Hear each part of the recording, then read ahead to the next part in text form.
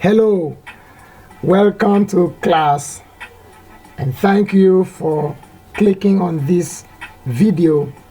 Thank you for giving me the opportunity and the honor to pass this knowledge to you.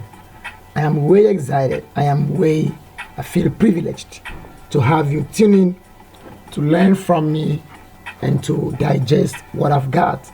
My name is Zion Bassey, a brand productivity consultant with Broadway's Consultants. We are also into construction. We build infrastructure. We do civil engineering works. Then we build human infrastructure as well. We train, we write for people. We help set up businesses. We brand for businesses. We also train individuals who have interest in boosting their productivity, in becoming a more skillful person in their career. We also train people on public speaking, how to become a better influencer, a better persuader, a better negotiator. We also train people on marketing, network marketing, sales, and everything about business growth, business strategy, business strategies. And this is a series in our 1-year program. We've done one, and this is the second program in the series. And today is the first day in this particular, series. We are going to be looking at how to regain your lost years. The first program was about finding your purpose, setting your goals right, getting your goals, finding your priorities, getting your vision, your mission, your mantra, your vision board, and getting your plans, and of course your daily action plans congruent with your purpose. And we want to, further the course one more step today with how to regain your lost years and live your best life now. It's going to be one of the best things you are going to come across online, offline, in your lifetime. It's going to be an enlightening, it's going to be a personal development, it's going to be an educational, a deep, below peripheral educational time. I'm not going to waste your time. I promise, and I beg that you stay to the end of the video and open your heart, prepare to relearn, prepare to unlearn, prepare to learn. Open your mind and be hungry and foolish for the pieces you're going to get, to hear from me. I'm not really one of the guys. I am the real deal. I found a way to get myself right from my village, right from the lowest of the lows to the person you are clicking to listen to today. I used to be a vast tutor, had speech impediment, couldn't speak. I was a stammerer, It's just part of me, just one part of me that had grown to this level. And if I didn't tell you, you wouldn't know I was a stammerer. I speak now on TV, on radio. I train almost every day of my life, and I've had clients around the world. The only continent we haven't reached so far training, consulting is South America and Australia. Those are the only two continents we've done, consulting, training individuals, and a few companies across the other 5 continents of the world. So, and I've had about 8 years experience now since 2015. I'm trying to tell you like that. I deserve the time. Okay, do not click past the video. And if you want to join us, if you just stumbled on this, maybe someone shared it with you, and you want to join the 1-year productivity alliance, you can send a DM to me. I'm going to give you the link. It is just for 15,000 naira. That's about $20. Small money. You get everything you want, and you get everything personal development. You get everything productivity, education. You get everything growth, information in one space. If you're a business person, all the information, all the knowledge you will need to grow your business to stay afloat is in that alliance. You are a career person. All you need to become the best in your office. All you need to know to gain the next promotion, everything will be in that class. I'm gonna be bringing my friends, my top friends, to join in the alliance to train, and of course I'll be doing most of the work. So you can send a DM right now, and I'm gonna give you the link. Wherever you are in the world, you can slide in and grow with us. All right, let's go to the program proper. All right, how to regain your lost years and live your best life now. The first thing I'd like to ask people is, do you even believe you can regain your lost years? Do you believe you can regain your lost years? Do you believe you can gain back your balance? Do you believe that you can live the life of your dream? Looking back at your experiences, going through your past records, going through your level of self-belief, do you, my listener, believe that you have a chance, that you can regain your lost years, that you can give your life a balance, that you can live where you want to live, feel how you want to feel, walk where you want to walk? Do you believe with what you've gone through? Do you believe with what your parents or teachers or life has placed on you? You could regain your lost years. I'm going to show you in a shifi that you can live your lost years. No matter how old you are at the moment, you can regain your lost years. You can reclaim your lost years, your wasted time. Your life can get balanced, can get back in shape, can get back in your financial shape, your physical shape, your fitness shape, your relationship shape, your status shape, your career shape. You can regain your lost years. I met a lady, I like to share her story. I shared this story in the live class in the Alliance. My sister's friend by name, Annie, Sister Annie, Anema is her name. She's an accountant. She works in my sister's office. My sister is an accountant. So, I got to know her through my sister. I went to their office in 2017.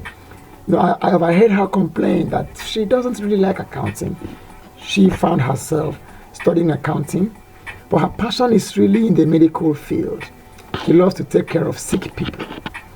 So I overheard her, and I have this anointing, this calling that I like to help people. It's better I don't get to know about your problem. The moment I get to know about your problem, I buy it. And except you don't give me your audience, I'll work out solution.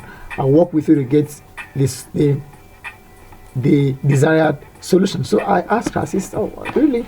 Okay, can we talk? Maybe we can talk about it. She said, what? I said, we can talk about your accounting and your medical law. So we shared contacts. I called her up. I met her in her house the following week. And I told her I'm a consultant. I have real serious, strength in helping people find their footing. So I can, if she gives me her audience, I can for free speak with her for days until she has the energy and the courage to go back to school to live her lost years, to live her preferred life. She said, "Oh, is that really? I've never had the thing like that. I watched it on YouTube. I never know people like that are here in my neighborhood." I said, "Okay." So we started, and I said that was in 2017. In 2021, she got her RN. She's a nurse. She's working now with the teaching hospital in Uyo, and she's happy. She resigned. She may not have earned as much as she earned in accounting because she's still new in the medical field, but she's happier. She's happier.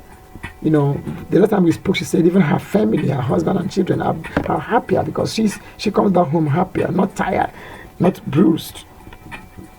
That the husband told her she barely complains lately. She has regained her lost years. She was 43 years old as at that time, but she had the guts, she had the self-belief to go back to school, to sit in a classroom with people old enough to be her children. She went back to school to be taught by people she was older than. She went back to school, you know, to where, you know, if you understand anything about medical school, they have thorough discipline. So she subjected herself to that discipline for what she desired. And today she's better. She's happier. Even you can regain your lost years. No matter your age, no matter your environment, no matter anything, you too can live your best life now. There's a man by the name Walt Disney. This is Walt Disney and his brother Roy Disney. You know, Walt Disney filed for bankruptcy in 1920. Okay, in the year 1920, he filed for bankruptcy. His business was crumbling. He didn't know what else to do. You know, his major clients, his main clients, just filed for bankruptcy, and his clientele, you know, was reducing, and she didn't know. She wasn't aware of what else to go to. Customers were not coming. The main clients she had is bankrupt. Is no more patronizing. So he too filed for bankruptcy, and in the year 1920, he did that. But something happened. He and his brother Roy met and discussed and brainstormed, and then the idea of developing Mickey Mouse came to bear, and that is how they designed and produced, and then Disney World was rebirthed. And then coupled with his other experience in a flight with his wife, where a mice came staring at their face, and he drew a picture of the mice.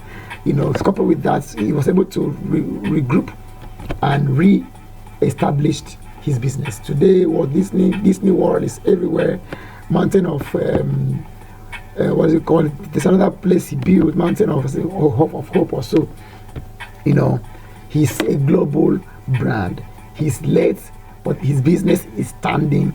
His service is serving mankind, and is generating real, you know, cash to his family. He relived, he regained, he reclaimed his lost years from bankruptcy to multiple bank alerts, from bankruptcy to, you know, to a billionaire. You too can live your preferred life. You too can live your best life now. There are people we call late bloomers. Late bloomers. You can be a late bloomer. Even you can be a late bloomer. Late bloomers are people who found it difficult to reach their dream at an early age. Okay, they had a goal. Some of them didn't have a goal. Some of them had a goal. Some of them had a purpose. Some didn't have purpose, but they couldn't get it. They couldn't hit it at early age till they became old, late bloomers. Then they rediscovered themselves at old age. A late bloomer can be found in any profession and field of life. They didn't discover their God's purpose. Some of them did, but didn't have the courage to go at it. Some of them were given to procrastination. They were living in someday island. They were ready, and never aimed. Some of them were ready, aimed, but never fired. They were ready, aimed, but never fired. So they lived in one someday island. You know, living in someday island is the best place to live, because someday never comes. Until you take today as the someday of yesterday and do what you gotta do, someday will never come. So some late bloomers lived in procrastination. Some of them found obstacles. They actually fired. They were ready, they aimed, and they fired. But along the line, they met unsurmountable obstacles that made them doubt their strength, that made them doubt their resolve, that made them doubt their ability in that which they wanted to do. So they give up. They threw in the towel, and they went back to the bench. Some of them later on discovered themselves. So one of them is the man, Kentucky Fried Chicken, the man that started KFC, by name Colonel Harlan David Sanders. Yeah, that was his name, Colonel Harlan David Sanders. He was one of the late bloomers who changed the world, who became successful at age 65 in the 19th century. He became successful in the 19th century, in 1964 to be precise. He was working in a railway company, maintaining the railway for years. But he had a passion, he had a calling. That calling was frying chicken. He loved to fry chicken. Whenever he fried chicken, you are going to like his chicken. But he did not have the courage, he didn't have the guts, he didn't have the stomach to quit railway and start his business. At the point he started, I met an obstacle and then ran back to railway. He said, hey, he couldn't face it. Something happened at 65, he was laid off. He was retrenched. And he didn't know what else to do. He believed he still has a life to live. He believed he can still do something with his life. And the only thing he had was still frying chicken, the passion for fried chicken. Then restaurant franchise was not a popular thing in the world. You could barely see roadside restaurants. So he said he would start one. He sunk in all his savings into procuring and producing the first set of chicken, supplied them in supermarkets, restaurants. People loved it, called him back for more, and he supplied till he was able to build his first franchise. And to cut the story short, today KFC is in almost every country of the world. KFC franchise is everywhere in the world.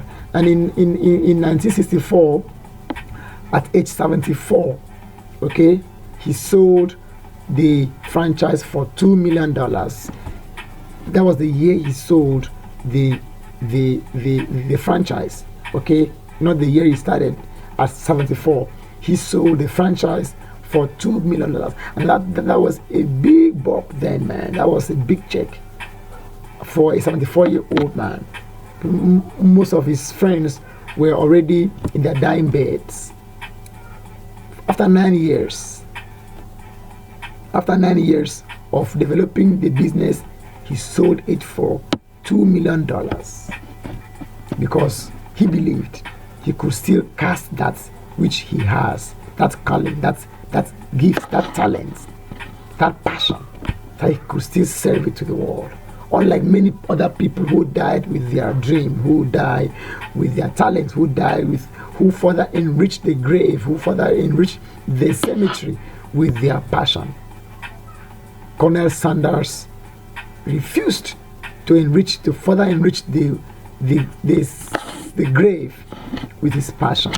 He served it. He delivered it at old age. Another late bloomer is a woman that is popularly known as Grandma Moses. Grandma Moses. Okay? Legendary Anna Mary Roberts Moses. Many people around the world know her as Grandma Moses. She was a knitter, knitting, K-N-I-T. She was a knitter and was doing well knitting. And then at age 78, she developed arthritis, serious arthritis. And the pain was so much, the pain was so severe, the pain was unbearable. So she quitted knitting because of the pain of arthritis. But she did not quit life. She did not quit serving her passion. She had one more thing to serve. She had done well in the knitting industry, in the fashion industry, but something else was left in her. And she discovered that at 78, that was painting. She started painting at 78. She produced over 3,600 paintings at 78. That is the age many people have already died. Some, even if they are still breathing, they have died. They have died, or they are dying because they believe they have come to the climax. They have lived, but not Grandma Moses. She still had one thing to serve the world. So she went into painting, produced 3,600. She produced 3,600 paintings. One of them sold $1.2 million in 2006. That was a good money for a grandma. $1.2 million. One of her paintings sold that much. So imagine, that means she could have had, hundreds of millions from her paintings. At 78, she was a late bloomer. Today she's celebrated across the world. Her paintings are still, hung on walls. Her paintings are still sold in museums because she refused to give up, because she refused to die with her passion, because she believed she could regain her lost years, because she believed she could live her best life, irrespective of her age or of arthritis, pain, or of what people say. I believe if she had told her husband or her children or her grandchildren, they would have said, "Hey, Mama, you are too old. Grandma, don't do that." But she did not give room for permission. She gave notice. She gave notice and started. She didn't seek for permission. She didn't seek permission. She gave notice. The reason you are struggling, the reason you don't believe you can live you can live your best life now, is because you seek permission too much. You want everybody's approval. If it's not your pastors, if it is not your imam, it is your husband's. If it's not your husband's, it is your children, or your wife, your children, your cousin, your village head, your spiritual head. You always have someone you must get permission from before you do what you have in mind to do. But I have a news for you. You can't regain your lost years. You can't live your best life living in need of permission, in need of human gratification. Great people, successful people, people you call powerful, people you call celebrities, people you want to be like, never seek permission. They start and give notice. Nobody else has the idea like you do. Nobody else has that talent. Nobody else was given that gift. Nobody else was called, was created by God for that thing which God has put in your mind. It is you who God gave that task, who God gave that assignment to. And it is you who should do it. Then people will get to understand along the line. If you try to get their permission, they won't understand. No matter how good you explain it, most people won't align, with the thoughts, because it has never been done. So most of them will not believe it could be done by someone like you. So they will tell you, "Hey, why don't you concentrate with what you're doing? That sounds absurd." But if you have started it, they would have learned by the shape, by the progress of that idea. Don't seek permission. Which permission did the people you call great and powerful sought? Whose permission did Jesus Christ get? Whose permission did Moses get when he went to Egypt to free Israelites? Whose permission did Mahatma Gandhi get? Whose permission did the people that created what we now enjoy, what we now call life, get? They gave notice. They got no permission. If you want to do anything great in this life, don't live seeking permission. Start now. That way, you're going to be the next great guy, the next great person to have lived. Be like Grandma Moses. With or without pains, start. If you cannot use your leg, use your hand. If you're old and you have arthritis with your leg, use your hand. If you cannot use your hand, find a part of your body, but keep moving. Keep serving the world. Keep delivering value till your last day. God does not recognize our age limitation or social limitations. Neither should you. You can get on the path of fulfilling your purpose at any age. I was talking about Moses in the Bible. Moses is one of the greatest late bloomers of all time. Moses at age 80 went to Egypt and delivered over 600,000 Israelites on foot from the land of bondage. Moses, he heed the call of God at age 80. He returned to Egypt to fulfill God's mandate for his life. At age 80, he fought the biggest emperor in the world, Pharaoh, and took over 600,000 Israelites, stubborn Israelites, out of bondage. At age 80, that is the age many people have already died.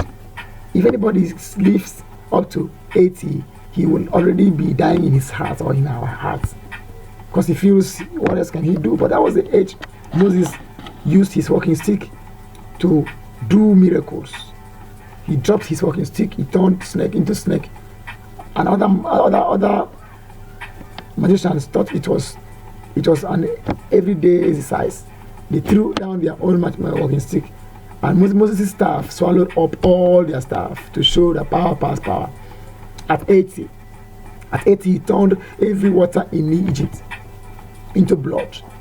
At 80, he killed all the firstborns in Egypt. At 80, he made frogs and insects, destroy Egypt. At 80, he conquered the greatest emperor of that time, Pharaoh, and led over 600,000 people on foot. At 80, he divided the Red Sea. Nobody else had done that. An 80 years old man did it. Even you can live your best life now.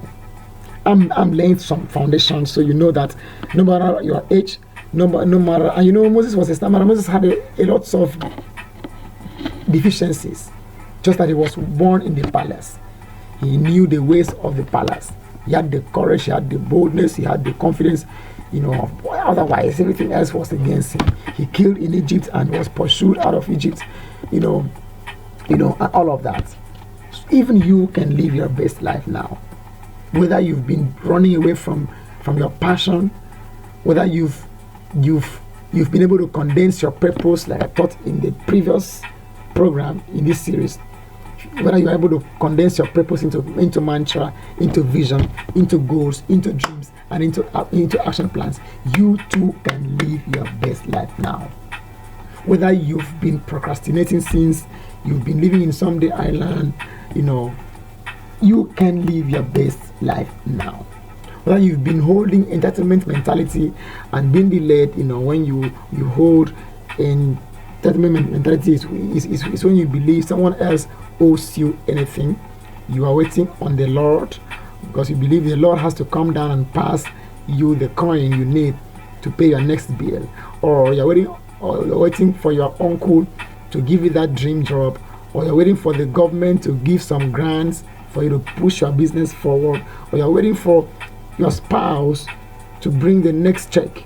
You are owning and housing entitlement mentality, and the worst thing you can own, you can possess is entitlement mentality. Nobody owes you shishi. Nobody owes you. People owe you nothing.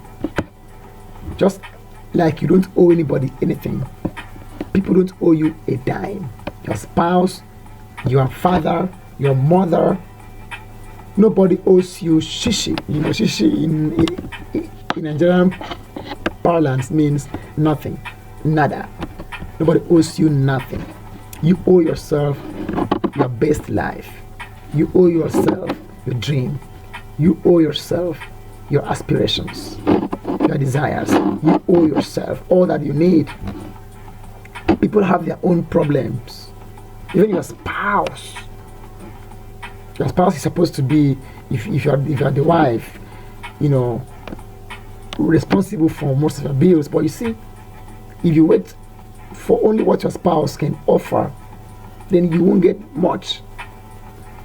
he won't get much because he may have a boundary, he may have a threshold that is different from what God had planned or had destined you for. So you get yourself confined in your spouse's threshold. Whereas if you believe that you own everything you need, and your inside is the capacity to outperform your past, then you will find a way to move and take forward. So you are holding entitlement mentality, you are owning, you are holding you are discrediting yourself, you are disenfranchising yourself, you are denying yourself of a dream. Also, whether you met major obstacles on the way while you were trying to do something great with your life, you can still regain your lost years and live your best life now. You feel you are too old to do a thing like that, you can still regain your lost years. You don't have an excuse. Your excuse or your excuses are your greatest liabilities. Your excuses are your greatest liabilities. Instead of finding excuses, find a way to make progress. Don't make excuses, make progress. Right? And in this training, it's a 2 days training. In these 2 days, I'm going to lay the major blocks, the main layers to a life of your preferred destiny. By God's grace, I'm going to lay the layers, and I'm going to reveal to you the steps, the simple, practicable steps you could take to regain your lost years and live your best life now. If you're old, you regain your losses. You are going to live happy. You're going to live your childhood fantasies. You're going to gain the things you wanted to gain. You're going to live happier, like you wish to live. And if you're young, you're going to find a way to live greater and greater by the day. Pay attention and don't just listen with the writing material and write things down. Right? I'm going to drop some deep, great life-changing stuffs right now. Don't just listen in passing. Don't just listen passively. Right? Listen actively. Listen actively. Don't be listening and cooking. Don't be listening and washing. Don't be listening and don't drop whatever you are doing, and give this an active, attentive time. I believe you're gonna get real value. Now here are the stairs to your best life. I'm gonna show you right now the details, the individual steps in the stairway of your craved life. The first thing you can do, the first thing you should do, the first thing every great person has is the wow mindset. I'm not going to go into telling you about mindset. I know you've heard that before, that mindset is where every success or failure begins. But mindset is where, that in the mind is where everything started. That your mind is your only limit. You've heard that before, so I'm not going to dwell there. You've heard that everything happens twice. First in your mind, later in your hand. You have everything twice. First in your mind, later in your mind. You first have in your mind before in your heart. Before in your hand. Everything happens twice. First virtual, later actual. It comes virtual before actual.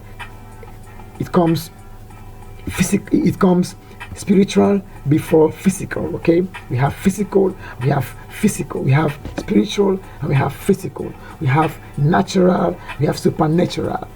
But supernatural controls natural, spiritual controls physical, virtual controls actual, mind control physical, what you have in the hand. You've heard that before, so I'm not going to dwell there. You've heard that you cannot travel within and stand still without. You cannot travel within and stand still without. Your mind is the beginning of your success or your doom. But I'm going to go a bit deeper into the mindset thing. I want to demystify an angle that you may not have heard before about your mindset. The wow mindset.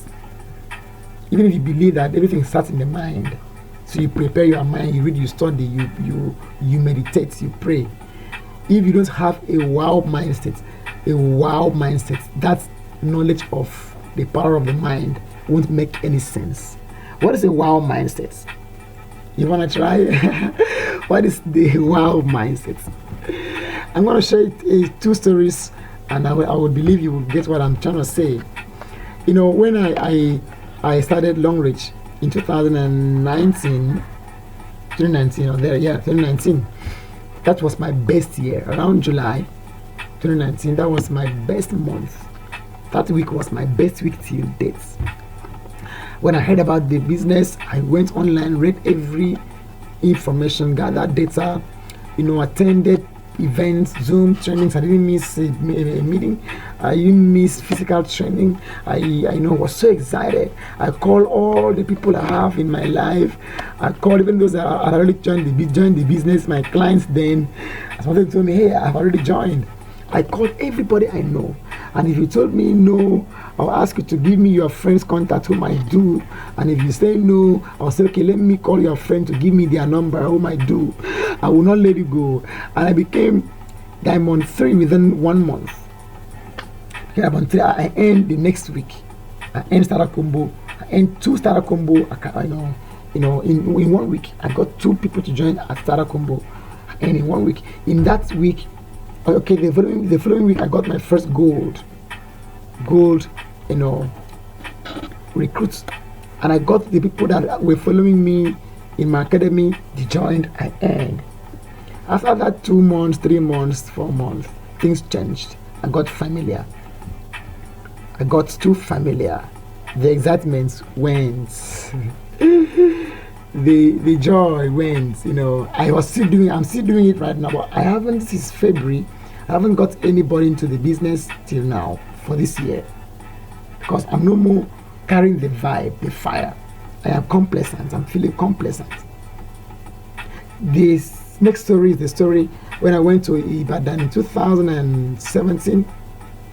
I went to Ibadan, and then I went to find a place I could publish my book, my first book. So I went to Magazine Road. Magazine Road. I still remember the name of the road. And when I went there, I realized the first biggest building in West Africa stands close to Magazine Road, just at that neighborhood, Cocoa House. So, oh wow, there is Cocoa House here. So I thought to visit Cocoa House. I went there to see the house. That was the first time in my life seeing a building as tall as that.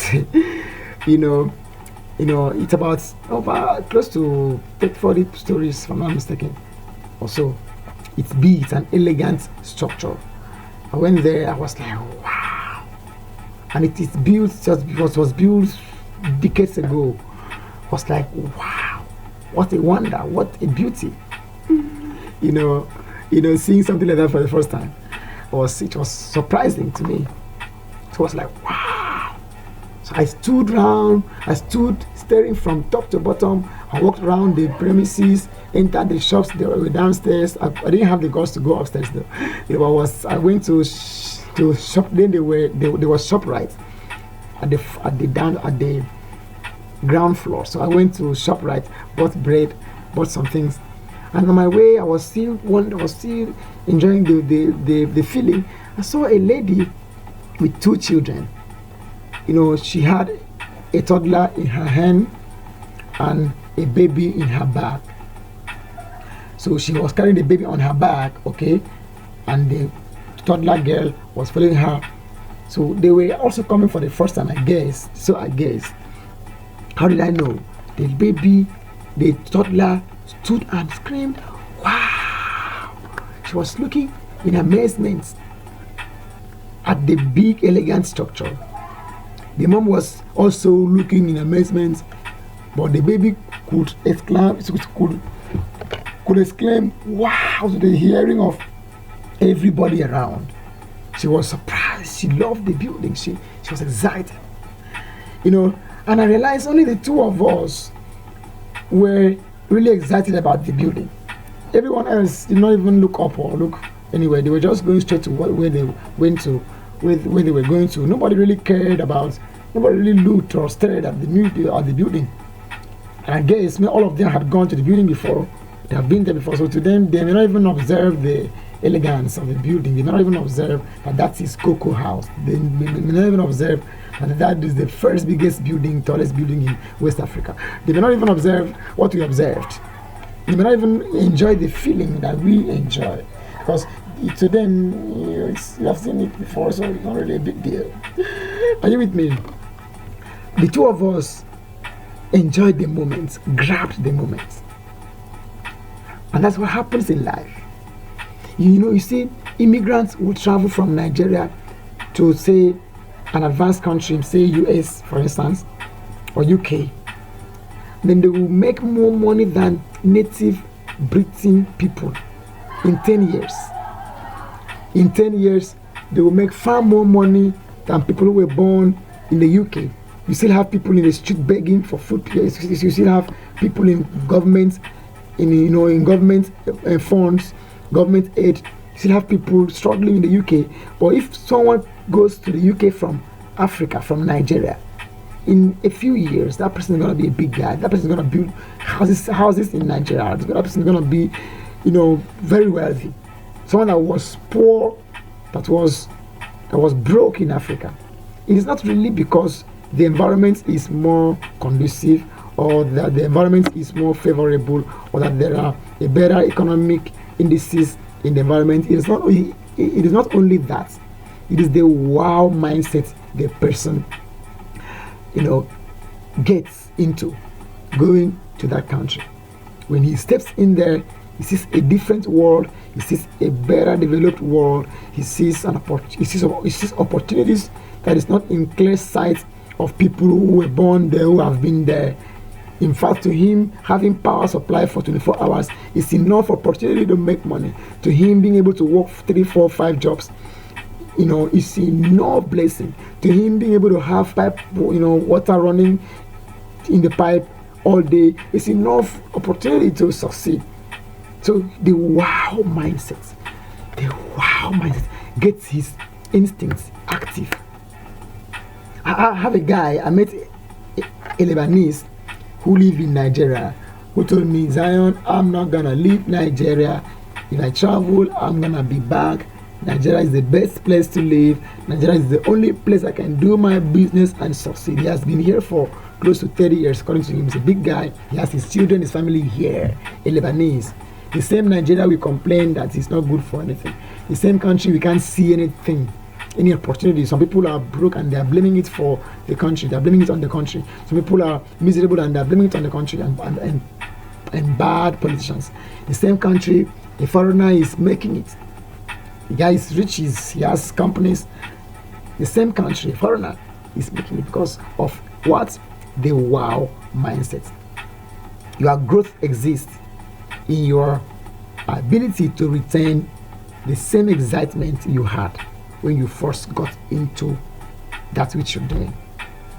Your success in your marriage exists if you keep the excitement, the happiness, the wow mindset you got when you first got married to your spouse.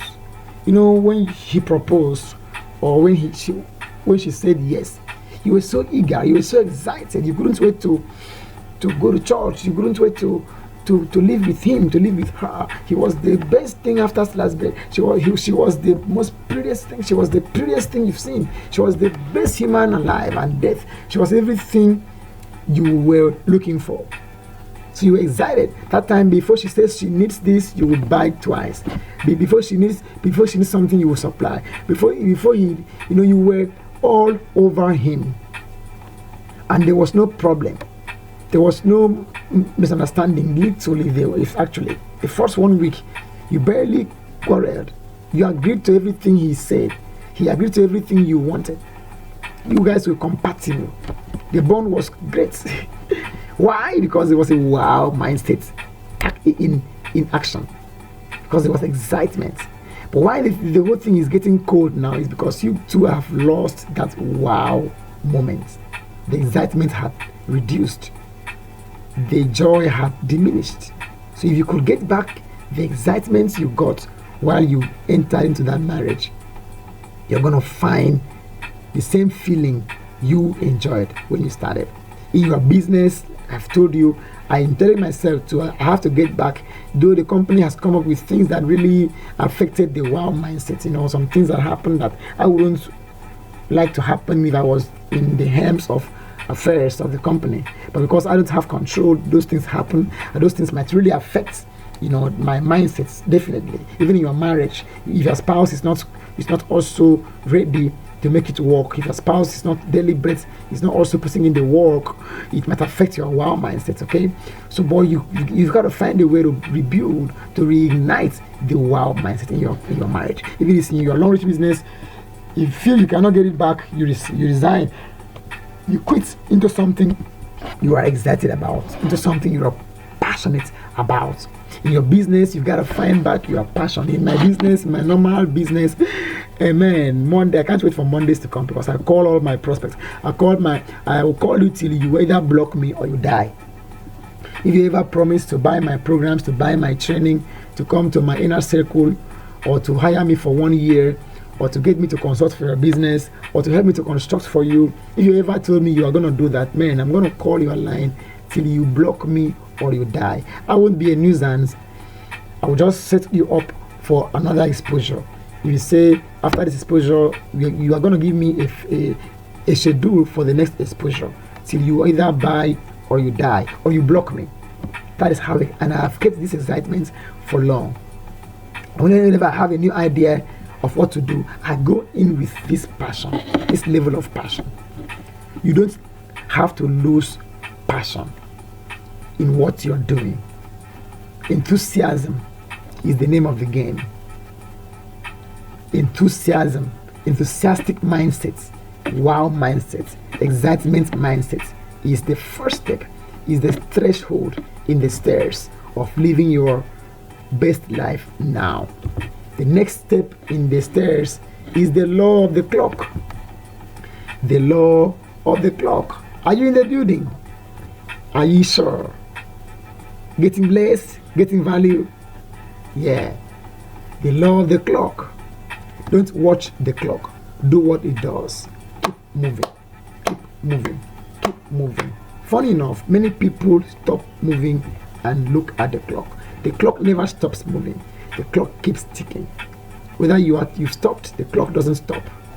And this particular series is mainly about managing your time, in quotes. You don't manage your time, you manage yourself. Time is intangible. You can't control intangible. You can't control the intangible. You can't control time. You cannot feel, you cannot touch time or hold time. So you can't manage time. When people say, I want to manage my time, it's a lie. You don't manage your time. I think it's even the statement that makes people unable to get the best out of their life, because they feel they can manage the time. And it is an illusion. You can only manage yourself. If you manage yourself and set your priorities right and be disciplined in your goals, then you will be able to make the best use of your time. So this series is going to be centered at helping you, manage your time, in quotes. Okay, so today I'm going to lay the roadblocks. Then tomorrow, or in the very next video you're going to see on this channel, I'm going to open your mind to what to do to make the best use of your time. How to manage your time, in quotes. Let me use the phrase so you can understand what I'm saying. You're going to learn how to manage your time and get the best out of your life. Time is our greatest resource. Time is our greatest treasure. It never ceases to amaze me how people trivialize their time, yet it is their greatest treasure. People trifle with their time, yet time is their number one treasure. Time is the most valuable resource that God gave mankind. Every human being that is alive is blessed with this wonderful treasure called time. It is given equally to everybody, 24 hours per day. So nobody can go back to God and complain of being cheated. God doesn't cheat. God is not partial. He gives everybody 24 hours per day. The poor receive 24 hours, the rich receive 24 hours every day. However, the difference between both lies in the way they use their time.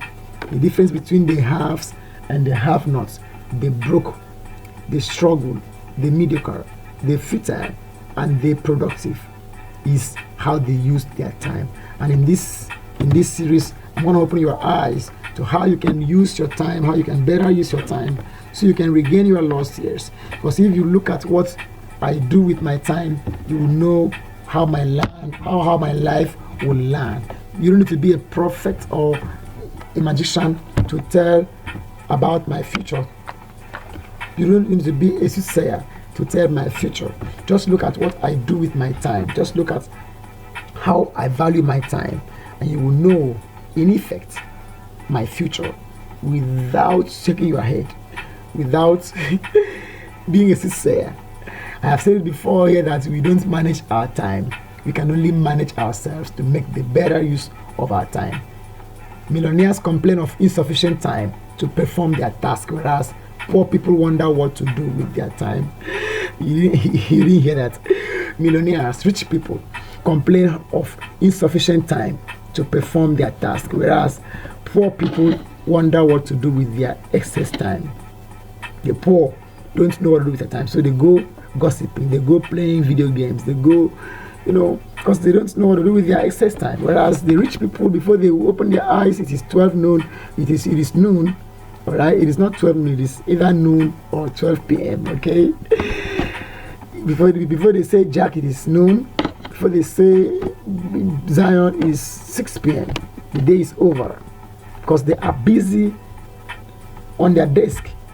The poor, in the other hand, will look back at the clock, it is still morning. They come back, it's still morning. The time the time appears to be lengthier, because they don't have what to do with their time. That is why you hardly find a rich person sit and watch TV for more than 1 hour per day. Rarely. But lots of poor people live in front of their TV. From Netflix to African Magic to Hollywood to Bollywood to Nollywood to all the woods. From there they go to YouTube watching skits. Their life is dramatic because they are putting too much time into watching skits. They go to TikTok, skits, Facebook. They are never consuming, informative content. It's only jokes and entertainment they consume. And if you consume more jokes than knowledge, your life will be a joke. Your life is gonna be dramatic if you watch more drama than education. All right, because if you give yourself to watching educational content, it's gonna create, it's gonna build an urge in you to start producing. It's gonna raise a production urge. Suddenly you will start to also make the videos, because you are learning how to make videos, not just watching videos.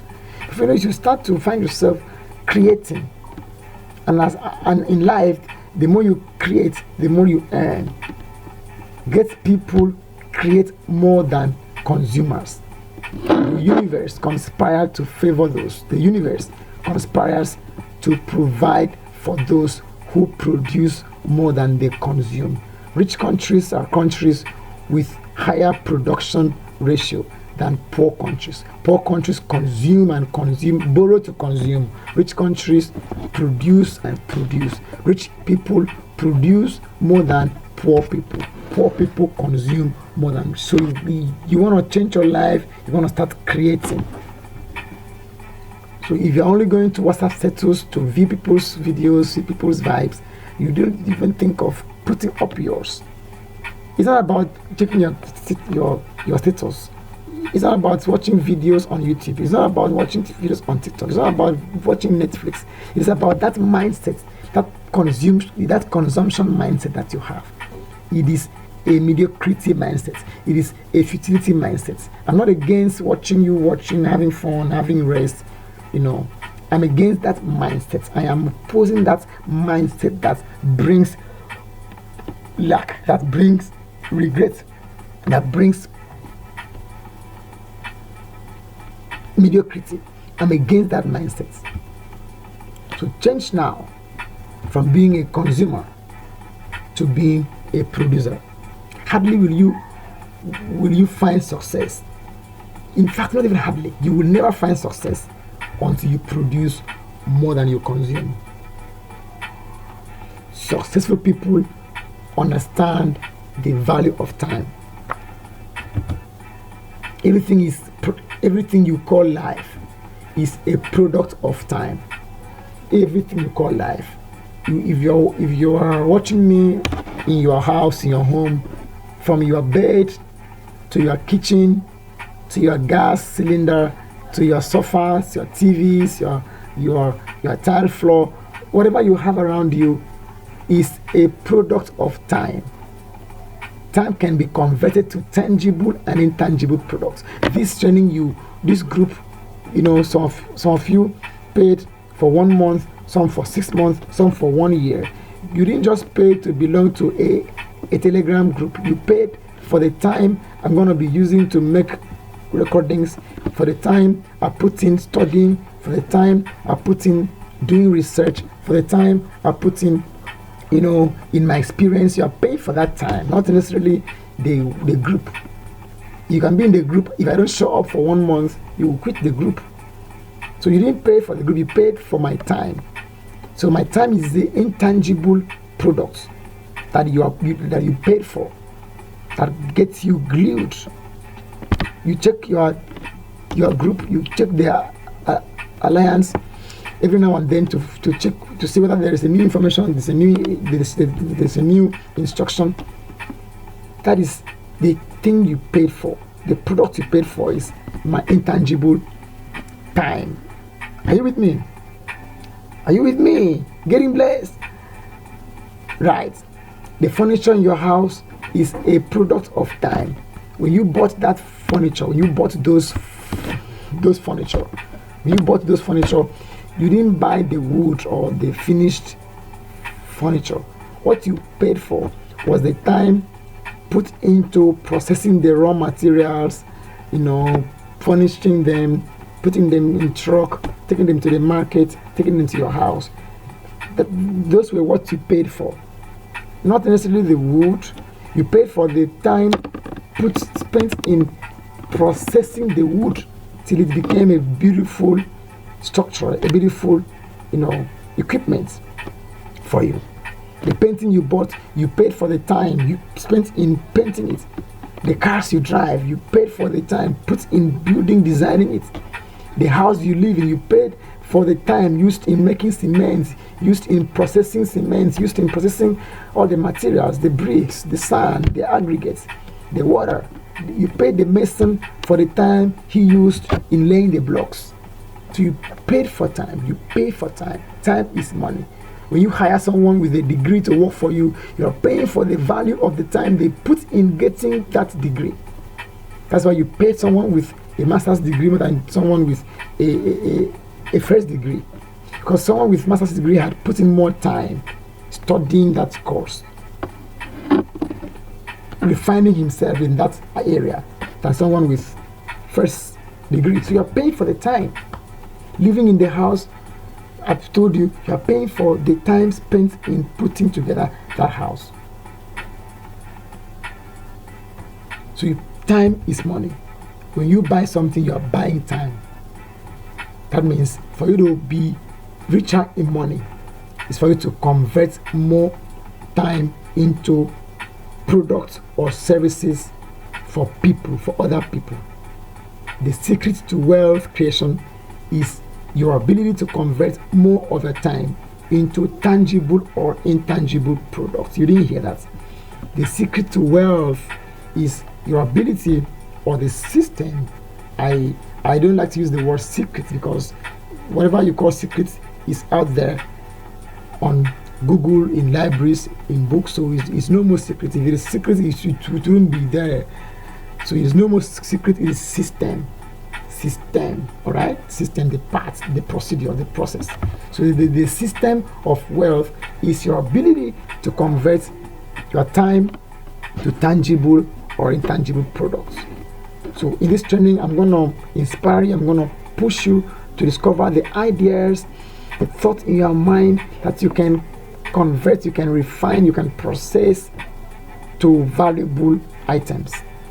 Of course, to display market for others to buy. It is in that buying process that you get paid, you get rewarded for your life. Because your life is your time, right? Your life is your time. Life is calibrated in time. So if you can, if you look at someone, you know how much valuable his life is. A poor man has a less valuable life because he had placed more value, he had placed less value on his time. A rich man is a man who had put more value. You may say some people might have luck, might win the lottery, they might become politicians who don't really work hard but make money. Hey, listen, before they became politicians, there's something they did. And when I mean value on your time, I don't just mean working more hours, than others. You can have a 5 minutes. You can pack all the values in 5 minutes and then rest for life. You can pack in, all the value into 3 years. By the next video, I'm going to teach you intensity over your time. How you can work, how you can set out to work for 5 years to rest for the next 50 years. How to work, how to know how much money you need to live on for 50 years. Then put in value in, let's say, 3, 10, 4, 5 years to generate products or services that will give you money that will sustain you for that period. You learn that in the next class. But for now, know that your life is calibrated in time. Your life is calibrated in time. Are you in the building? Are you getting value?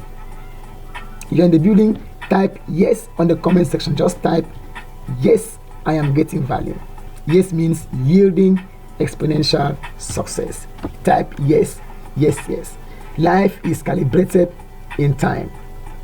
When you see a 50-year-old man, you have seen a man who you've seen a man who has lived for 438,000 hours. That is equivalent to 50 years. Therefore, to waste 1 hour of time is to waste an hour of your life. If that man had wasted 20 years of that, if that man had wasted 20,000 hours of that time, of that 438,000 hours, you would have wasted like 5 years, So when you waste 1 hour, you have wasted an hour of your life. It was Charles Darwin who said, a man who dares to waste 1 hour of time has not discovered the value of life. End of quote. A man who wastes 1 hour of his life doesn't discover the value of time. Time is ticking. Every day is getting you closer to your grave. In fact, every tick of the clock is diminishing your lifespan. Every ticking of the clock is diminishing your lifespan. You are getting closer to your death by every tick of the clock. I hope you heard that. That is to say, you've got to move by the tick of the clock. You've got to focus on your goals. You're going to distract yourself from distraction, from activities and people who are not facilitating your dream, your goals. Focus on activities, on relationships, on tasks that facilitate your goals. That is how the productive live. They don't waste time with gossips. They don't waste time playing video games. Some people play video games for 3 hours a day. I don't know how a human being will play video games for 3 hours. I don't even know, even 1 hour. I'm not against playing games. I don't play games because I don't have time. My only game is if I want to play game, I play football, I play chess. I used to play chess. Or I just play with my wife at home, but to sit down and play video game. And of course, those games I play, you can see chess. If you play chess, you're gonna be calculative. You're gonna be a good planner. You're gonna, you learn about life a lot playing chess. I play football because it helps my fitness, my general well-being. But for video game, I don't know what it's gonna give me. If I want to relax, I can watch a skit, or I can rest. If my mind is stable, I can pick a book and read. Those things somehow indirectly add value to you. Your time should be spent to add value to yourself or to mankind. You didn't hear that. Every dime of your life, every second of your life, every split second of your life should be spent adding value to yourself, learning, growing, attending classes like this, paying for paid program to advance your knowledge, to develop yourself in your career, in your business, in your health, or spent on producing value for mankind, either making products or selling products or meeting new people. Your life is as wealthy as the people you have. I paraphrase that. Your life is as wealthy as the people you know who know you. You are one contact away from your craved life, from your best life. Yes, you are one. Imagine all the things you got in your life came by through people. Your birth came by through your parents. Your first set of clothes and shoes came by through your parents. Your education came through people. Your job came through people. Your business came through people. Everything you have came through people. Whatever you think you have, somehow you can link them to people. That means you can link everything you need in your life to people. I laugh whenever I see people maltreat people or look down on people. So you need to spend your time on three things. Number one, developing yourself.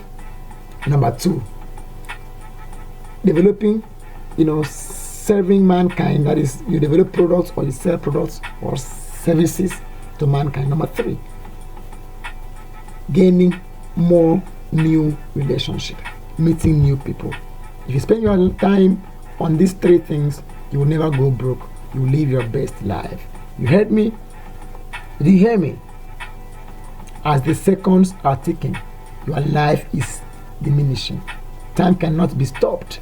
Time cannot be stored. Time cannot be preserved. Time cannot be refrigerated. You cannot preserve time. So let me pause here and put it in the fridge. Tomorrow I will begin from here. You'll be both a joke and a joker. You can't store time. You can't stop time. Whether you are sick, time is moving. Whether you are sleeping more than you should, time is moving. Whether you are spending your time carelessly, time is moving. Your age is adding. Your life is diminishing. You are drawing closer to your grave. You can't control it. I'm not the one who said it. I'm not the one who designed it. I can only bring the knowledge to you. I can only bring the reminder, the consciousness to you. It is for you to use it or dump it. I know you may have heard of this before. You may have heard this before, and probably somehow you left it in the trash. I'm telling you to pick it up and never throw it in the trash, because it is the reality. It is the facts of life. Time cannot be bought back. This is how I look at people who think they can buy back time. I just look at them, say your head. You think you can buy back time? Because if you see people waste time, you they believe they can buy back time.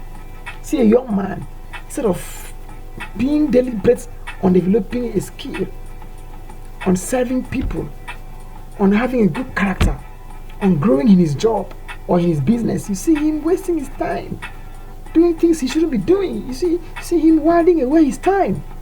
That young man is going to pay for that in his old age.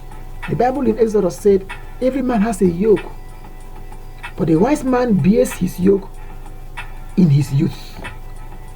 You heard that? Every man has a yoke to bear. In fact, the rent we pay to live in this world is our service to humanity, our service to the universe, our service to the earth. You can't live on this earth for free. You must tilt it. You must service it. You must walk it. That is the way God designed it. Every soul that passed through this earth must tilt this earth. That is the Genesis fact. The Genesis fact is that replenish the earth. Walk, tilt, replenish the earth. However, your replenishing is the function of your tilting, how well you tilt. So if you don't want to tilt at old age, please tilt now. If you don't want to plow at old age, if you don't want to push wheelbarrow at old age, if you don't want to do manual job at old age, if you don't want to suffer at old age, if you don't want to carry a bag of cement at 65, I wonder how they get the strength, where they get the strength from.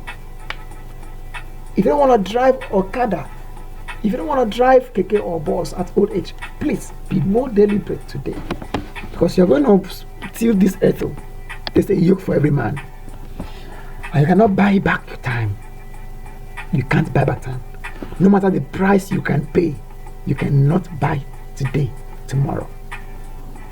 No matter the price you can pay, you cannot buy today, tomorrow. Once today is gone, it is gone. There will never be another today. I'm making this recording on Sunday, 26th February 2023. There will never be another 26th February 2023 in the history of this world. Our world is about 5 billion old now, 5 billion years old. Okay, the current earth, our earth is the youngest planet in the universe. I hope you know that. If you don't know, if you didn't know, I just told you. The earth is the youngest planet. Okay, the youngest known planet in the universe. There are planets who have been around for thousands of billions of years, but the earth has only been around for 5 billion years. So we are very young. And now no day had ever been repeated before Christ and after Christ. Before they started to record time, before the world was even civilized, no day has repeated. That means tomorrow will be a brand new terabyte day, like cha-cha. You heard me? And you are lucky to live in it, to have 24 hours of it, and you want to waste it? You want to waste it? No. It is pathetic to waste your day. After your 7-8 hours sleep, the rest of the hours should be exploited. I use the word exploited detachedly because you have to milk every value out of it, juice every value out of it. You heard me? That's how the universe favor you. That's how the universe bless you. Some people lost their childhood, and as adults they wish to bring those days back, but you cannot bring back your childhood. That's why parents should allow their kids to enjoy their childhood. Let them play in the sand. Our days, parents, we don't allow our children exposed to climbing trees. Those are part of childhood that we are losing.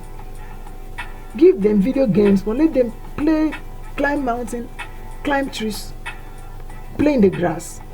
Don't let them miss their childhood, because they may hate you for it. For a particular livelihood you deprive them. Okay, because they can never buy it back. They can't buy it back. You cannot rewind the hand of clock. No man can rewind the hand of clock. Right? Yeah. Time is the most expensive resource we have. Time is the most expensive, yet the most trivialized resource we have. Yet given to us for free. Most expensive, but freely given, and mostly trivialized. It was Mother Teresa who said, and I quote, "Yesterday is gone, tomorrow has not yet come. We have only today. Let us begin." End of quote. Yesterday is gone, beloved. Tomorrow is not yet come. Today is only what we have. Let's begin. Let's use it. Your clock should be stating now, now, now, now.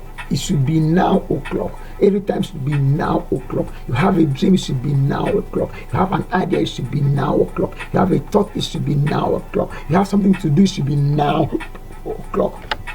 Procrastination is the thief of success. The right time to start is now. They say, and I quote, the best time to have planted a tree was 10 years ago. The second best time is today. You heard me? Because if you don't plant today, you will have wasted the opportunity to have a tree, a big tree, 5 years from now. As time is ticking you down, you have to, against all odds, tick forward. I repeat, as time is winding you down, ticking you down, you've got to, against all odds, tick forward. Constantly add value to yourself. I've said it before. Constantly add value to others. Constantly produce valuable goods or services. Constantly connect with other new people in your life. Don't limit your life with the people you are currently with. In fact, let me shock you. If you keep 5 friends for 5 years, you are not growing. That is deep. I'm sorry if I'm hitting too hard, but that is the truth. You can't keep 5 friends for 5 years. How come? How? It's not possible, because you cannot be growing you can't be growing at the same age, at the same rate. I mean, it's not possible. So it's either all of you are stuck, all of you are mediocres, or one of you has refused to break out of the relationship. You can't even keep 2 friends for 5 years, because someone will grow. If one of you does not die, one of you will grow, one of you will, and as one of you grows, the person's priority, the person's overview of life changes, and then suddenly the person can no longer be comfortable with you being around you. It is not pride, it is growth. It is not pride, it is growth. He has grown, you've not grown. You're still talking the way you used to talk. You're still behaving like a child. You are 40 now, you're still behaving like a child. You are 50, you're still behaving like 20 years old. So your friend who had grown will see you childish and leave you. So you gotta deliberately meet new people. Right? Meet new people, because your next blessing is in the person you've not met. I'm not saying you should despise your friend. If you despise your friend, if you consciously despise your friend, you are priding. Somebody say priding. You are priding. Yeah, you are being proud. It should be natural. But the person in himself is no longer finding a bond. So it goes. It's detaches. Right? So pack more values into your seconds. Pack more values into your seconds. Values on yourself, values on humanity, values on meeting people. When you pack more values on your seconds, on your minutes, on your hours, you plant your life in the pedestrians of fulfillment. You heard me? You heard me? To live your best life, you must account for every hour of your day. Your time is your life. Therefore, you ought to tell where a part of your life is going deliberately. The key means that that every hour of your life, of your day, is utilized to add value to your life or to other people's life through production. I am emphasizing this because that is the crux. This is the drift of this video. The fifth step in the stair of regaining your lost years or living your best life now is be goal oriented, but don't miss any moment of the journey. Many people miss their goals because their eyes are too fixed on the goal, that they miss the moment, they miss the present. Whereas your goal will be delivered in the moment. Your goals are disguised. Your goals are disguised in the moment. Big things come in small wraps. I wrote the past week, in my daily nuggets. Big things come in small wraps. You're waiting for it to come the way you expect. You're going to miss it. Some ladies now have one of the wealthiest men as husbands, but when they got married, that guy did not look at like it. That guy knew that guy and brokenness, and both broke and brokenness were 5 and 6. There was no trace of wealth. The big guy came in a small wrap. But the lady probably was smart enough to see the bigger man in that small guy. Then she married him. Today she's enjoying the big guy. Others will be envious. Other ladies will be envious of the man. But the woman was smart to see beyond the wrap. So live in the present. Be careful on the opportunities that come your way. If you're on Facebook, you're on Twitter, you're on this YouTube, you're on Telegram, wherever you are on social media, be mindful, be sensitive to opportunities that come from human beings. There are people that just come into your inbox that you need to connect with. Don't just collect contacts, right? Collect relationships. You didn't hear that?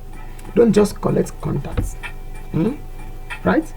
Collect relationships. That is to say, don't just have people on your Facebook. Connect with them on a personal basis. Look at those who sound like your future, who look like your dream, who dress like your great destiny.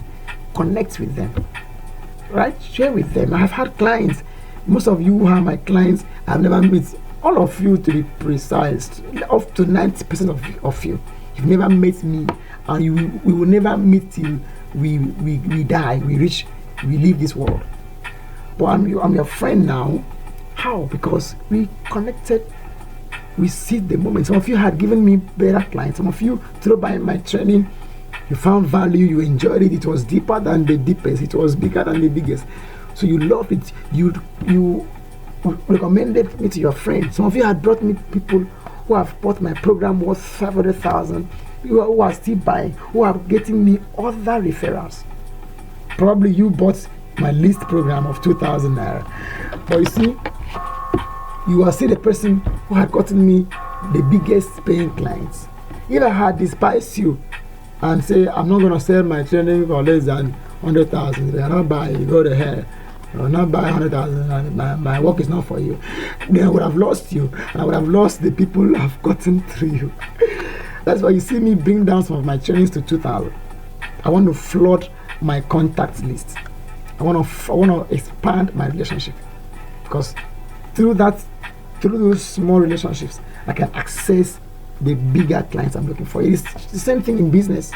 If you're doing long reach, your goal might be to be star director by October, and your aim, your target is someone who will join with platinum VIP, someone who will join the list. You see, some people say in my team, the list I recruit is platinum. In fact, if I give you gold, it's because you're begging me gold. I don't do silver until you're not yet serious. Someone might not come in with platinum, but might have the link to the next platinum recruit you're looking for. He might come in with just a toothpaste or a salt cream, for instance. Some of them might come in without anything. They don't have money now, but they have the heart, they have the passion, they have the interest, they have the contacts, and they are willing to open the contacts to you. And they have character. People trust them. People love them. People want to do business with them. Serious people. And through them, you will get access to these serious people and earn from them. And then you are saying there, claiming you need only platinum. Something you have to shake your head. You have to pour cold water on your head and shake it well. Pour cold water, water from the freezer that is nearly blocked. Pour it on your head. Let it drain down your face. Then shake it, because you need that type of anointing. Your goal is in the present. Your big dream is in the moment. Pay attention to people. Your neighbors might have the connections you need. Don't despise them. Right? Most of the connections to your dreams are disguised in the present. Big things come in small wraps. You heard me? The next thing, the sixth step, learn to say no. Say no to anything or any activity that will distract you from your goals. Everything that is not adding up to facilitate your life purpose should not be encouraged around you. Say no to family. Family want to mold you. They want to put you in a mold. Your parents think they know you because they gave birth to you. So they have destined or designed you to live their wasted years. They couldn't live their dream. They lack passion. So they now see an opportunity in you. They now see a chance, the last chance. They now see, the last opportunity in you to live what they couldn't live. So they want to force you into it. They want to mold you. Say no to them. Think deep. Harvest deep into your core, into your passion. And tell them, hey, no, dad. Hey, mom, no. I'm not going this path. I'm going that path. I know you love me. I know you want the best for me, but I don't feel it. I don't have any passion for it. Please let me go this way. I promise to make you proud. And then live ready for the responsibility, for the consequences of that choice. I made that choice when I finished school. I told myself, once I finish school, I'm not going to work for anybody. I worked in hotels, in a bank, when I was still undergraduate. Well, after I finished NYC, I told myself, I'm not going to work for anybody. My mom was expecting that I'm going to get a job after school. My late mom, my late dad, all of them, I'm going to get a job. When I came back, I disappointed them. They have spent so much on me. They have invested, they have prayed, and here am I saying, no, I want to start. How do you want to start, Oga? You have no money, you have no connection. Actually, my sister even got me a job, my elder sister, and I turned down the job. She said, okay, so you're a big man now. Never ask me for money, never. I lived with the responsibility. I denied immediate gratification. Because if I had gotten a job, I would have been unduly comfortable. I would have been unduly convenient. I would have suspended my thinking capacity. I would have suspended. I don't even know what I'm saying. I would have benched my creativity. Hunger brings alive man's creativity. Hunger unearths greatness. So you gotta put yourself in a position of hunger. You gotta set yourself up for hunger. That hunger will drive you crazy to opportunities you wouldn't have seen in the absence of hunger. It will drive you to talk to people you wouldn't have talked to in the absence of hunger. To push you to do things that you wouldn't do. I did things. I've done things. Trying to be on my own, I've done things. And on each of those things adds up to my journey. So say no to family. Say no to your spouse. If you're a wife, humbly find a way to get your husband to align with your conviction. As a man, let your wife know, hey darling, my honey, we are going this path, not that path again, and stick to it. Say no to friends. Friends think they know you, they love you. No friend loves you. Once you fall, they will all go. 95% of people who sing your praise will delete your number and block you when you don't have what is attractive to them anymore. You didn't hear me. 95%, if not up to 99%. People are around you for what you have, what you can offer, or what you promise. Those friends. In fact, I even like to stay without friends. My friends are you people, actually. My wife knows I don't have any friend than my client. That is why I give all my time to my clients. You are my friends. I call you friends, and I mean it. So there are some of you that have shared my deep life history with. I've shared with some of you my life story that nobody else has heard. So I believe you buy into my vision, you support my vision, you believe in my vision, you're sharing my vision. So who else should be my friend than you? Nobody. I don't keep schoolmates, I don't keep workmates as friends, except you are still going with me in my line.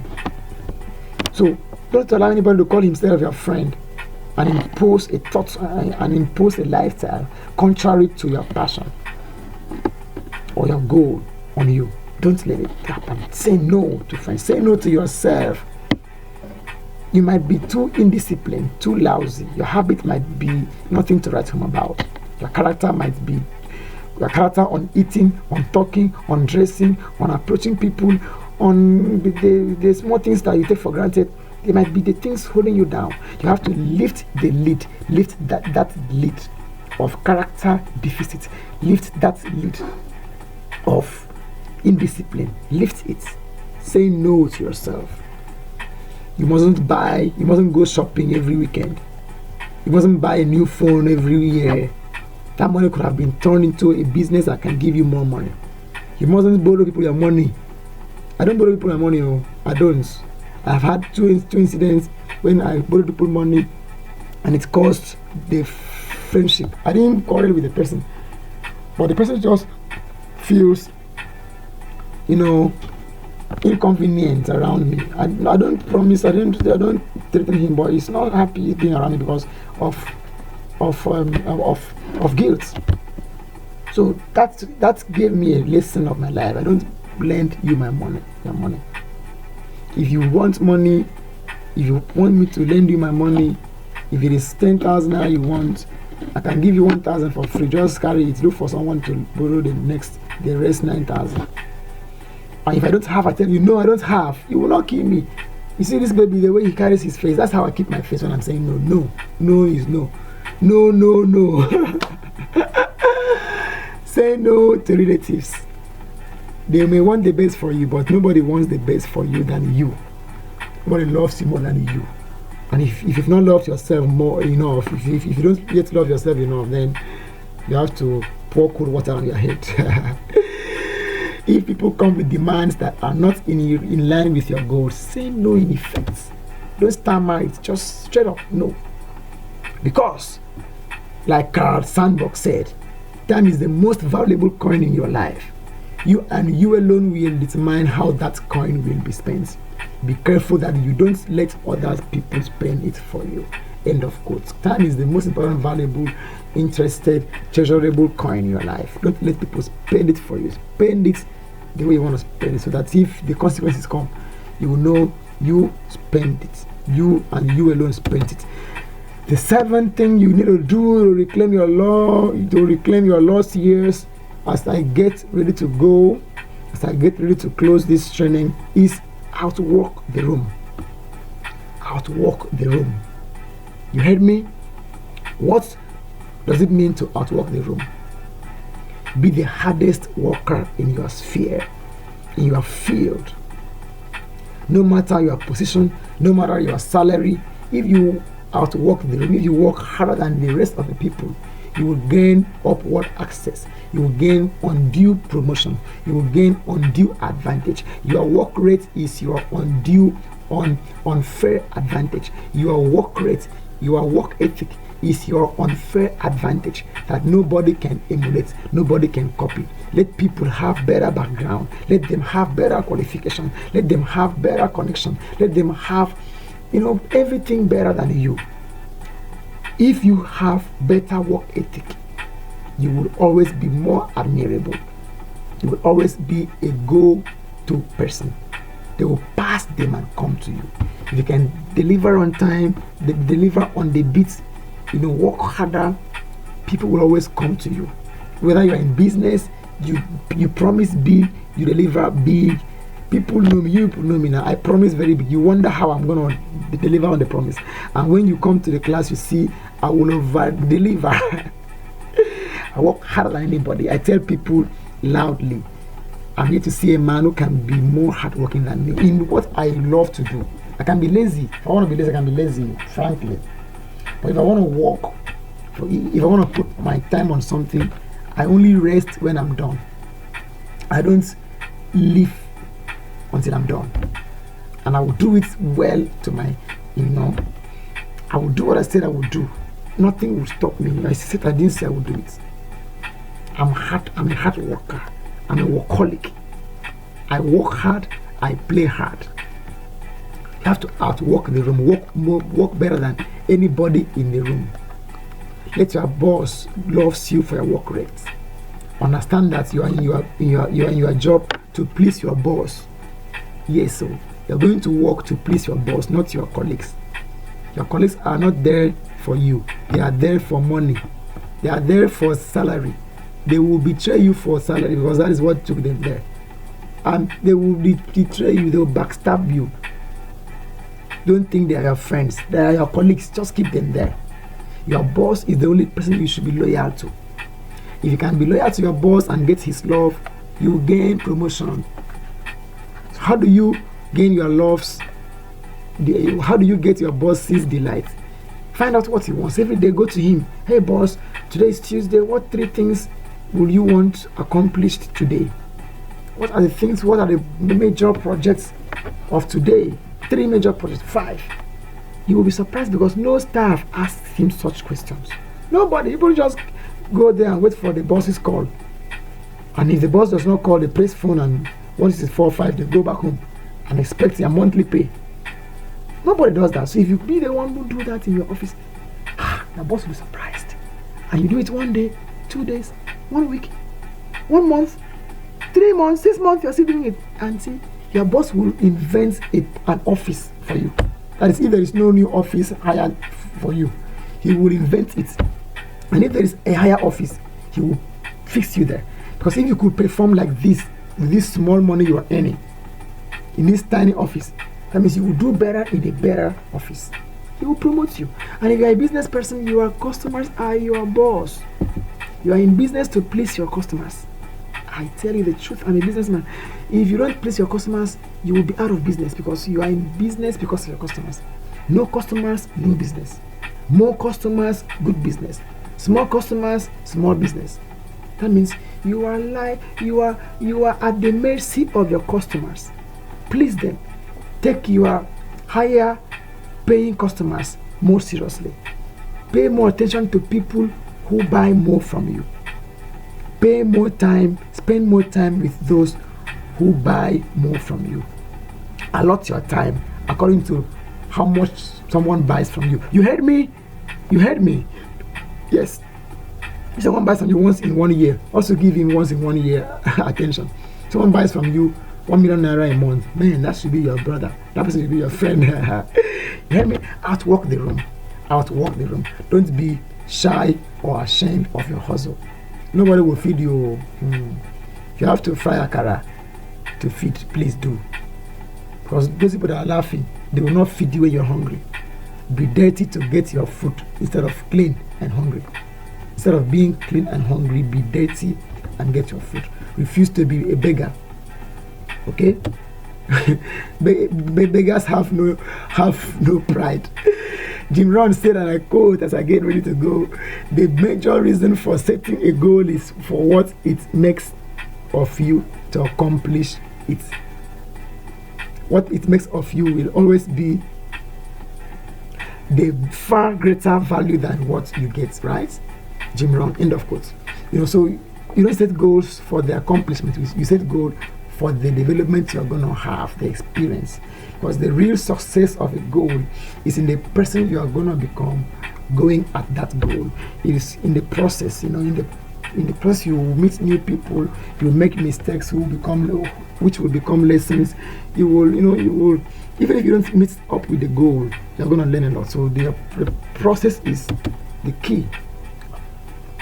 The next thing, the 7th thing now, you can do to regain your lost years and live your best life now is to understand the law of the rubber band. The law of the rubber band. We are like the rubber band. No rubber band can be useful without being stretched. Right? You can never use a rubber band that is not stretched. For it to be useful, it has to be stretched. So for you to be useful as a human being, you must be stretched. For a rubber band to be useful, you must stretch it. You must put it in tension. You must train it. So you cannot succeed in your comfort zone.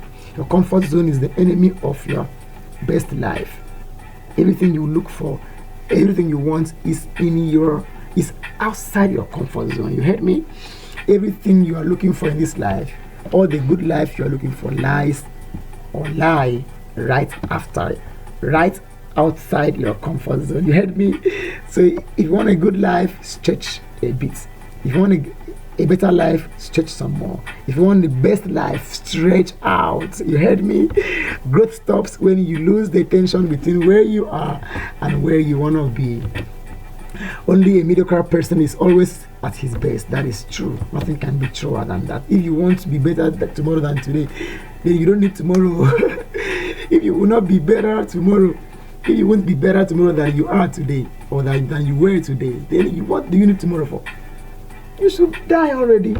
Die and rest. If you won't be better, if you won't stretch yourself and be better than you were today, tomorrow, then you should die. You should die. We can only be useful when we are stretched. You can be more if you stretch some more. Say, I will be more. I can be more. And I will be more because I'm ready. I'm willing to stretch some more. The next law is the law of the crown. Productivity favors those who can customize their fashion. You must deliberately customize your fashion. Don't dress shabbily. Don't dress with rumbled cloth. You are not a village woman. Even if you are living in a village, the way to live in the village is in your dress sense, is in your fashion sense. Dress like your future. Don't dress like your past. Many people are in their past, are tied to their past because they dress like their past. Don't even dress like your present. Yes. Now, why should you dress like your present? Your present is already here. You already have your present. So you want your future, not your present anymore. You want your future. That means you should dress to appeal or to attract your future. If you're a single woman, you should dress to attract your kind of man. Know the kind of man you want. Okay, have a vision of your kind of man and dress the way such men moves. You know what I mean, woman? If you're a wife, you dress to your husband's advertisements. I use that grammar to confuse you. I use that grammar to confuse you, but you know what I mean. Dress to lure your husband. Dress to seduce your husband. We women think they don't seduce men when they marry. After they marry, that's a lie. That's why your husband is not really coming home anymore. Or even if he's home, he's not really touching you anymore because you are not dressing to make him want to come around. Are you with me? Dress for what you want. Don't allow your condition show you are dressing. Don't allow how it is doing you show you are dressing. It is doing all of us, just that we cover ourselves with clothes. We crown ourselves. It is doing all of us. Are we not all our life? Life happens to all of us. But some of us have learned to happen to life. So life happens to us, we happen to life. 1-1. If it is 2, it is 2-2. 3-3. Life cannot beat us. We beat life too. So we come out smiling. We come out putting a smile on our faces. We come out wearing a smile. We come out ironing our clothes. We may have one trouser, one shirt, but you can never find it dirty. If we wash it and it is not dry, we don't go out, no matter who invited us. We wait for it to dry. We wait for NEPA to give light. We iron it well and come out. You won't even remember it's the same thing we wore the other time. Because we have learned to fashion, to customize our perspective. Nobody reads your mind. Nobody knows how it is with you. Nobody sees your pot of soup, whether there is meat. They see your fashion. You are a perspective. You are a perception, I meant to say. You are a perception. People take you the way you give yourself. You know what I mean? People carry you the way you give yourself. Right? And your perception will attract your kind of person. Your outlook attracts a kind of person. Your outlook, your fashion attracts a kind of person to you.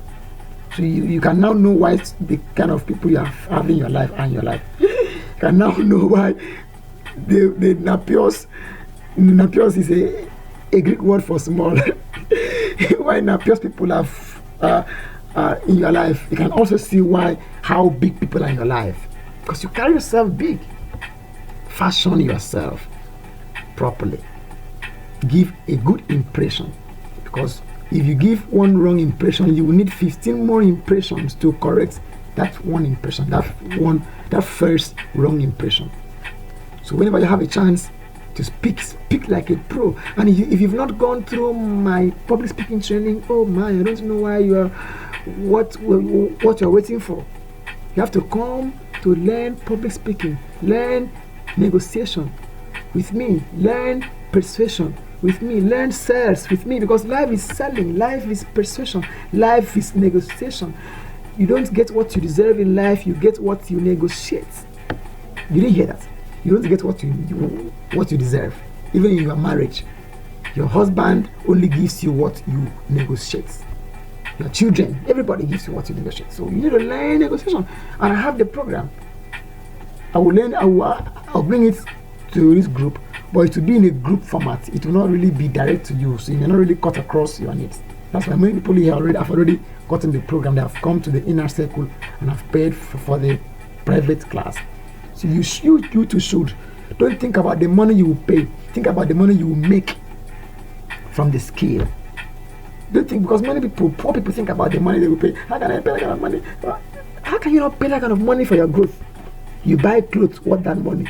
You buy phone, you buy laptop, you buy a car. You cannot develop yourself that can attract more cars and better life. It means you don't even understand how things come by. Fashion yourself.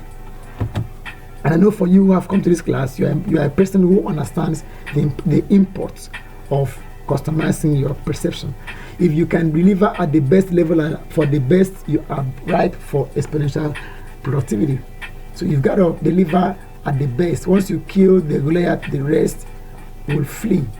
Go for the big man in the room. Go for the boss. If you want to drop a proposal in a company, don't give it to the gate man.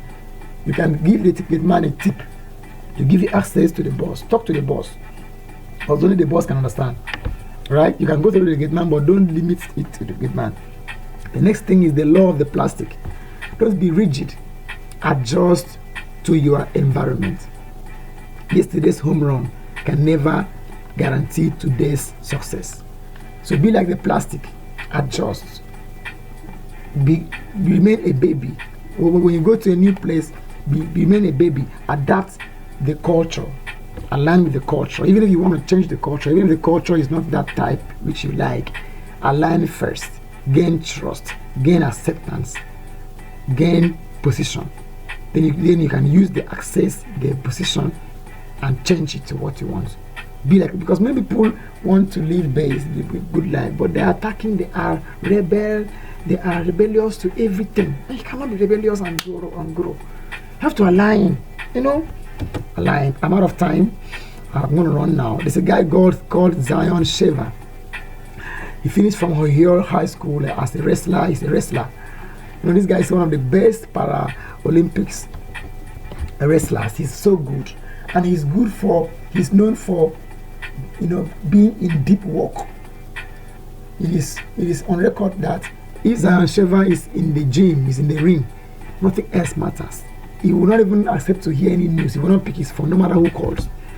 All he will do is start the job in the ring. Be like that. When you are working, keep your phone away.